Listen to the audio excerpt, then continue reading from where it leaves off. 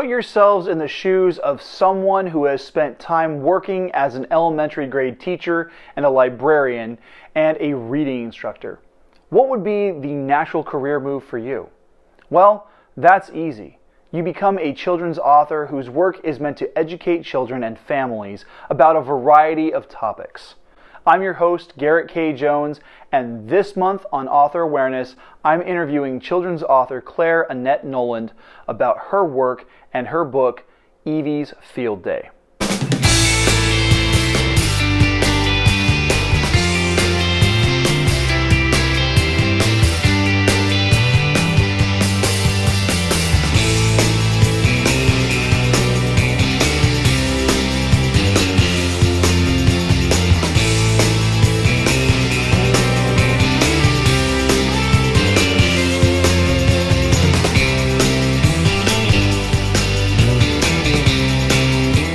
Hey, happy Saturday and welcome to my channel.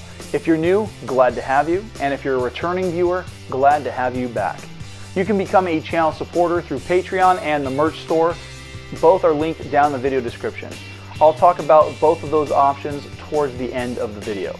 Of course, the fastest and easiest way for you to support what we do here is by becoming a subscriber. So, click that subscribe button and smash that like button.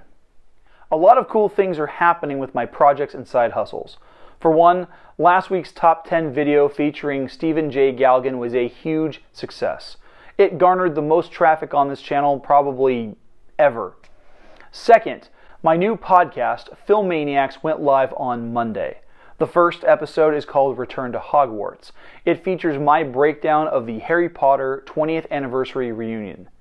Now, if you want to check that episode out, you can do so by clicking on the link in the video description. Before going any further with the video, be sure to subscribe and click the bell icon for notifications on new videos. You can select notifications for all videos, or you can select notifications based on your preferences. If you're watching on your phone, be sure to update those settings inside the app itself to get the most out of your viewing experience.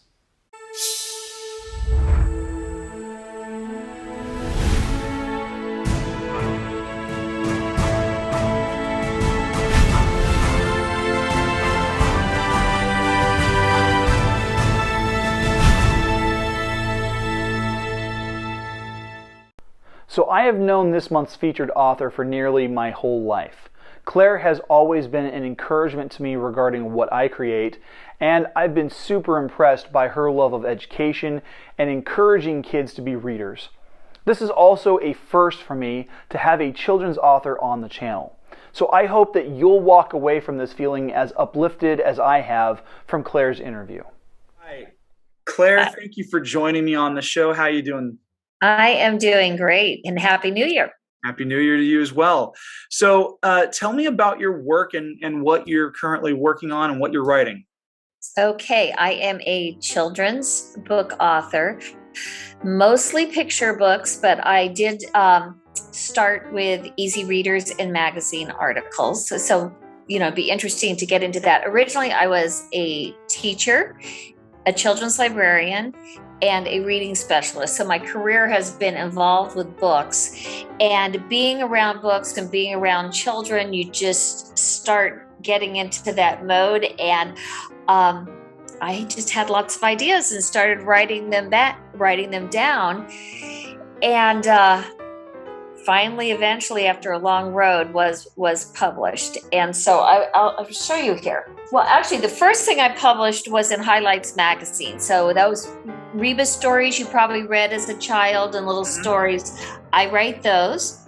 And then this was my first published book. It is by R.R. Books. It's called Tess and the Waves. It's an easy reader about a little girl who goes to the beach and nobody will play with her, but eventually the waves do. And so it's very, very cute. And this was kind of fun because I had always heard that publishers don't let you in on the illustrations. I am not an illustrator, unfortunately, and that I wish I was. But when you write children's books, if you are not an author illustrator, the editor or the publisher gets the illustrator for you.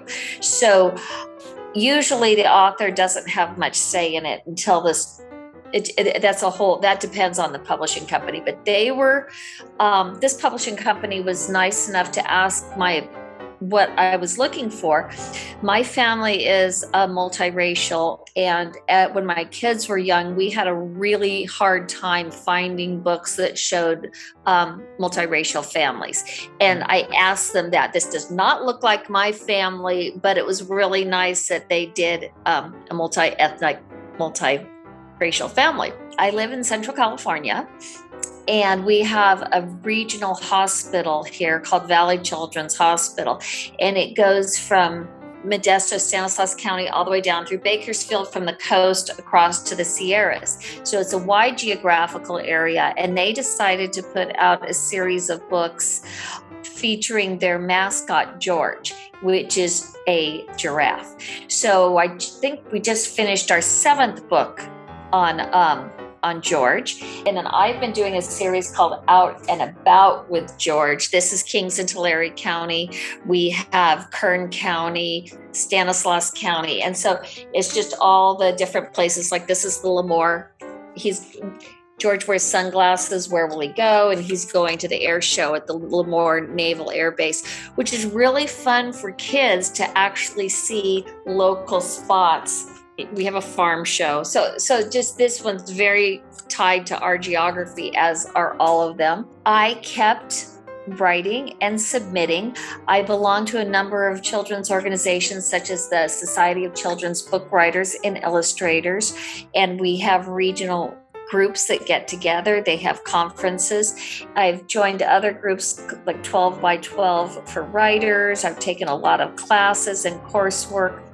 Highlights has offered classes, and I've taken classes through them. Finally, I saw a submission and sent in a manuscript. It's a publishing company called Cardinal Rule Press. They open maybe twice a year for people to submit manuscripts. And I submitted a manuscript, and the editor, Maria Dismondi, called me 2 weeks later, and we had a meeting, and she bought this book, which is now called Evie's Field Day, which I would love to share more of with you. Most publishing companies only take submissions from agents. I do not have an agent. That is something that I'm hoping to work on this year, to try to find an agent, because it's hard to find publishers that will take unagented people. Yeah. But yeah, so you probably are aware of that. Yes. I follow the Pit Mad hashtag on Twitter frequently, and it gets daunting. I haven't really participated in Pit Mad, but I've seen some people really stress out trying to get the attention of a variety of lit agents. I have done that, and I find it really stressful because you keep wanting to go to Twitter, and a lot of times the agents won't even look at them that day. A lot of times they'll go back the next day. I mean, they're not going to be on Twitter all day looking at them. One thing that's very good about those Pit Mad things is to see how people put their pitches together with the through line and the hook. So I mean, it's a good lesson for anybody to take the time to look. And there's different ones, like for speculative fiction, science fiction. Obviously I look for the ones that are in children's, but I really have not done it for a while, because you're right, it's very, very stressful. Yes. My one tip is, if you're submitting to a publisher, to read their guidelines and really, really read them. This publisher, Cardinal Rule Press, is based out of Michigan. They publish realistic fiction about things that affect children. They like the golden rule, being kind to others and caring for others. So their books are very, very specific. They don't want talking animals, and they don't want books of poetry. When I talked to Maria, she explained to me how many inappropriate submissions they got, because she's very, very clear on what she's looking for. Mm-hmm. So this is a story about a little girl who loves to win and collects all sorts of trophies. And so when the school field day comes around, she knows she's going to add to her collection. But when she goes, she keeps losing. And I used very kind of old-fashioned games, which was kind of fun. So here, I don't know if you can see this. Everybody's cheering for the child that won, except for Evie, who has she's not a very good sport. So she continues to lose, and everybody's happy but her. And then finally she's faced with a decision whether to be a good friend or to win.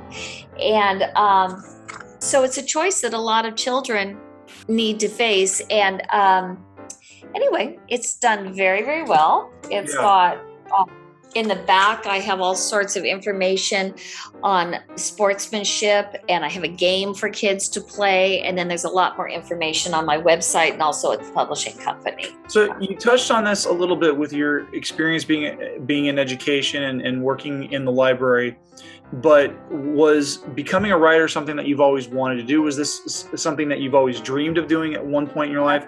Or was this just kind of a natural progression with everything that you've done career-wise? I always wanted to be a writer. I have stories that I wrote starring my siblings. When I was in high school, I actually took a lot of, creative literature. And when I went to college, I decided I wanted to write. I love to travel also. I've traveled all over the world. And so I studied geography and comparative literature because I'm really interested in stories, worldwide stories. Mm-hmm. Then I knew that I needed to make a living. I wanted to be around kids and books, which that guided my career choices. But yes, it is something that I always wanted to do. I had no idea how hard it would be and how long it would take me. And you hear about these people who are instantly published. I made the choice not to self-publish. I came very, very close. Mm-hmm. But as far as this, because of the marketing and the art, I really decided to go the traditional route. What are some of your inspirations as a writer? Like, where do you draw from? I mean, obviously, your family has been the basis for one of your works. And obviously, with the work for hire that you've done with the Children's Hospital, that gives you some direction. But where do you personally draw inspiration from? I love being near the beach. I love folk tales from around the world. So the one that's coming out in next fall is kind of it's a French story that I've elaborated on, an old French tale. And the one that's coming out, I have another picture book coming out in fall of 2023, which I'm really excited about because it's based on my grandmother.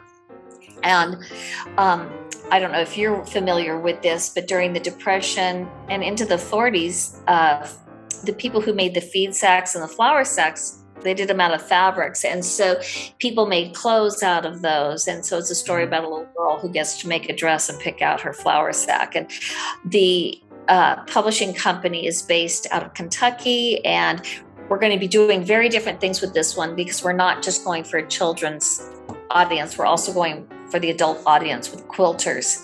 And because in the end, it's made into a quilt. It's going to be a very beautiful story. We're working on getting the illustrator right now for that. So things, maybe family and things that I love, like travel and the beach and all those things, swimming. I'm a swimmer, and then I was able to do a book on swimming. So really every book that I do does come from my life. So what has been, we've kind of talked about some of the challenges of being writers. What has been one of the biggest challenges that you've faced in creating your work? First of all, is finding a publisher. But I'm going to say that right now during COVID, that my book came out in May of 2020.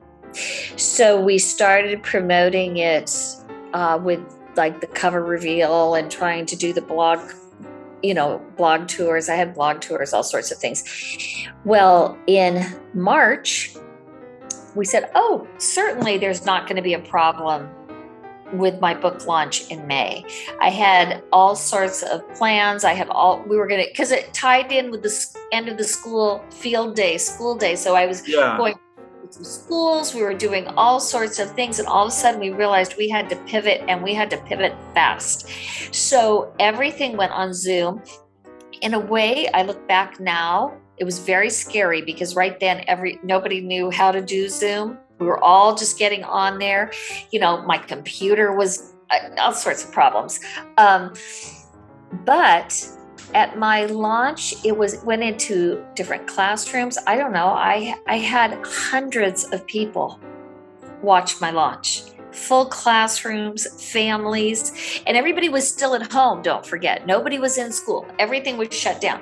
So it almost turned into a blessing, because I reached an audience that was far larger than planned. You did give advice a little bit ago about making sure to read the submission requirements for publishers. If you have any other advice for other would-be authors out there, what would you say to them? I'm only speaking for children's writers, but I'm going to imagine that it's the same for adult, but you need to read.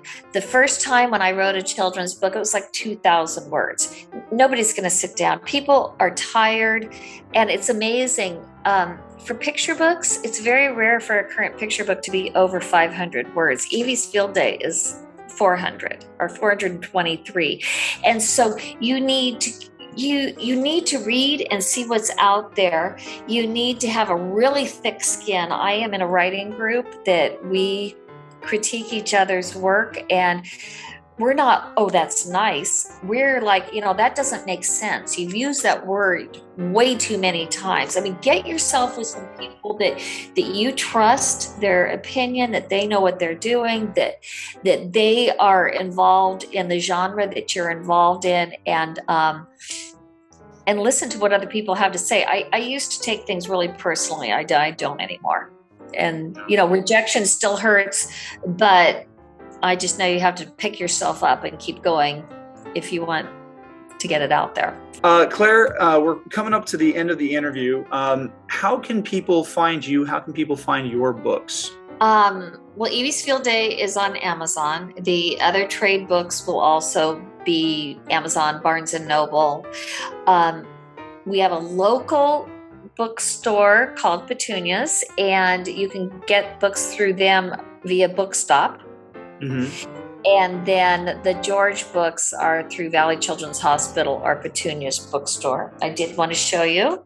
I always was hoping to have a stuffed animal made out of my book. So that was one of the highlights, is having that done.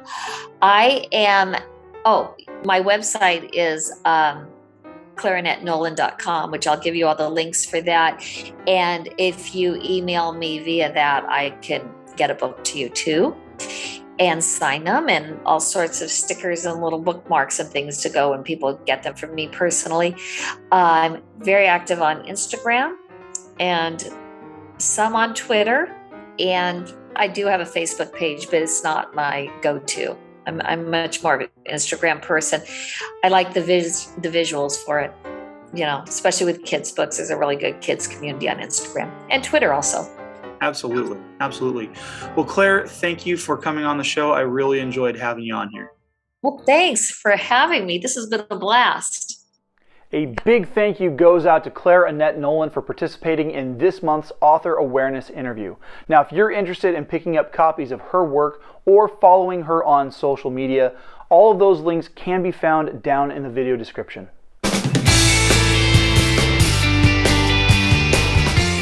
Hey, thanks for watching. Please hit like and subscribe. And if you'd like to support this channel, you can do so on Patreon through one of 3 affordable support plans. Patrons get access to blooper reels, behind-the-scenes videos, and much more. You can also buy sweet merch from my store on Teespring, which you can then rep on Instagram and Twitter by tagging me at GKJ_publishing and using the hashtag 5kingdomsmerch. Or you can sign up for the free poster giveaway. All links are down in the video description, and I will announce a winner when I hit 200 YouTube subscribers. I'll see you guys back here next week for the January edition of Creator's Corner as we talk about the mentor figure from the hero's journey. The vlog of the 5 Kingdoms is filmed without the use of a live audience at Skyrocket Studios in Hanford, California. We can't do what we do without your help, so please make sure to subscribe by clicking the button that's above my head, and make sure to watch and share the videos over here to my left. Have a great week.